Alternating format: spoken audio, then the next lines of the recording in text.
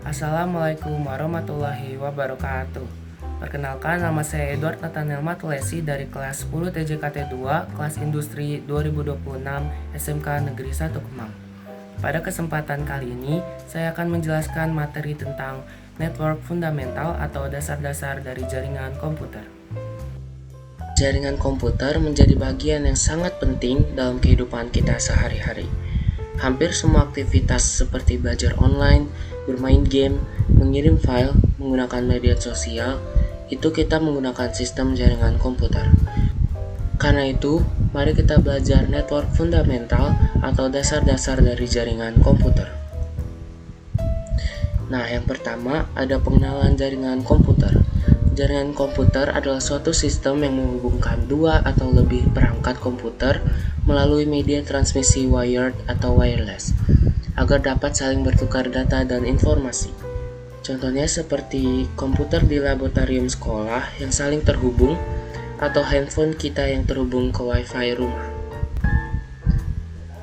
Kemudian kita akan belajar tentang wired dan juga wireless. Nah, berdasarkan media transmisinya, jaringan itu dibagi dua, yaitu wired dan juga wireless. Yang pertama, wired. Wired adalah jaringan yang menggunakan kabel sebagai media penghubung antar perangkat.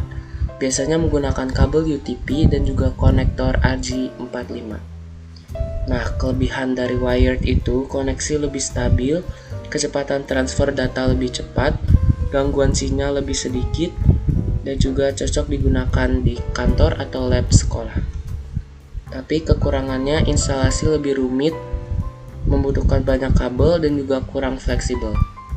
Nah, di tengah ini ada LAN atau Local Area Network.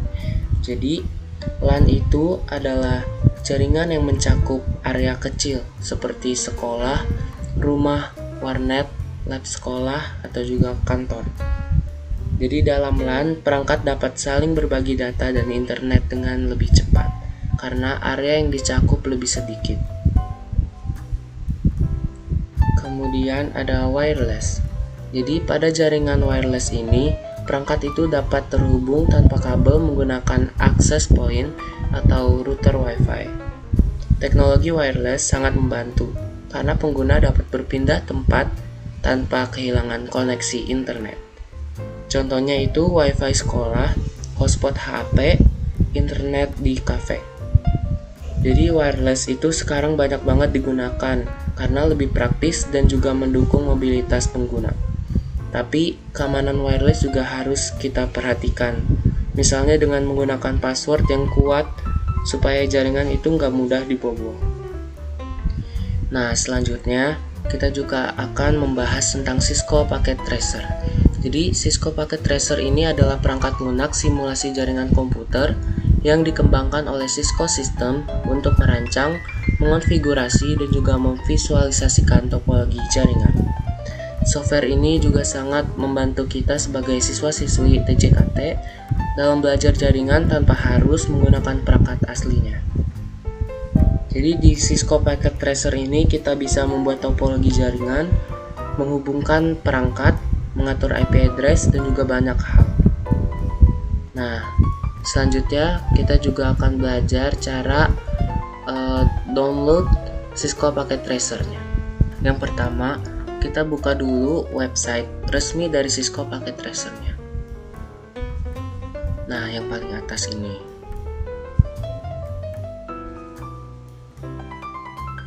Kemudian setelah masuk ke website, kalian bakal diarahkan untuk login terlebih dahulu ke dalam website NetaChat ini atau Cisco Networking Academy. Nah, setelah itu kita bisa scroll ke bawah sampai ketemu Start Learning yang ini. Kemudian kita buka. Kemudian kalau sudah kebuka, kita bisa pencet yang Resume Course.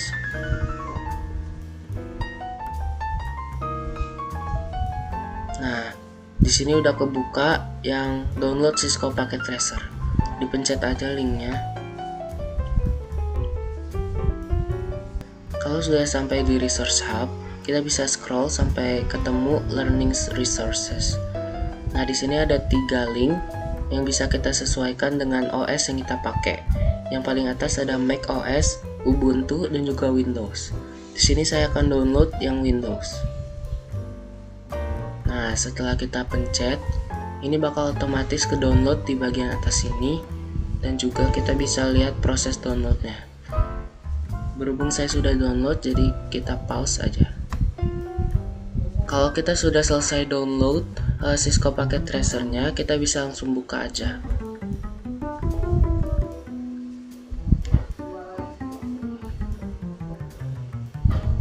Nah, sebelum kebuka menu ini, nanti kita bakal dikasih pilihan untuk login atau enggak login. Kalau kita enggak login, kita bakal cuma bisa pakai Cisco Packet Tracer ini secara offline. Berhubung saya sudah login, jadi kita langsung aja. Di sini banyak devices seperti network devices, end devices, komponen, connection, dan juga banyak lagi router, switches, hubs, wireless devices, dan juga banyak lagi. Di sini kita bakal coba pakai switch, satu switch, dan juga 2 PC.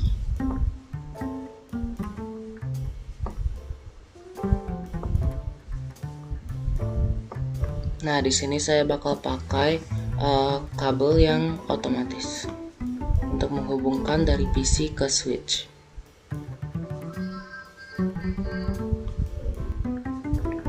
Nah, di atas sini juga ada logical dan juga physical.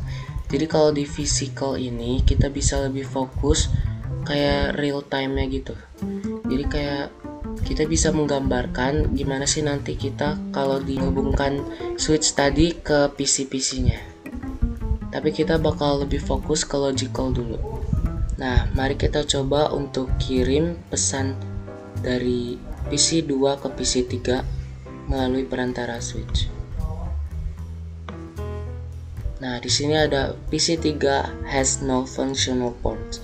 Nah, jadi bisa disimpulkan bahwa PC 2 dan PC 3 ini tidak terhubung.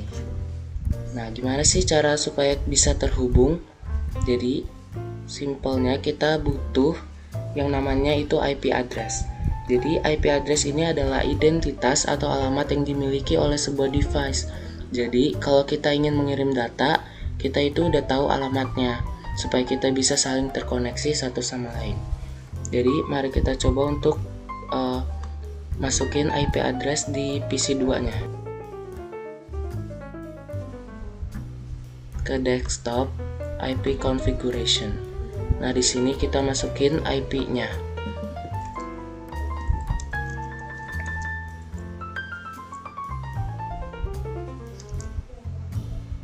Subnet mask. Nah, sudah. Selanjutnya kita pakai di PC 3.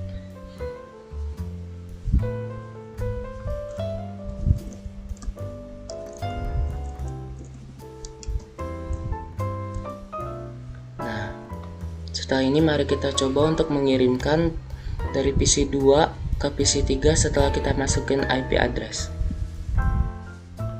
Bisa dilihat di bawah sini statusnya itu successful.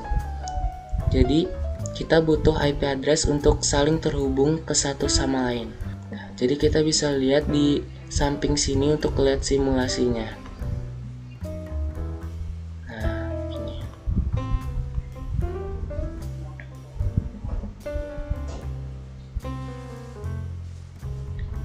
Jadi dari PC 2 ke switch, dari switch ke PC 3.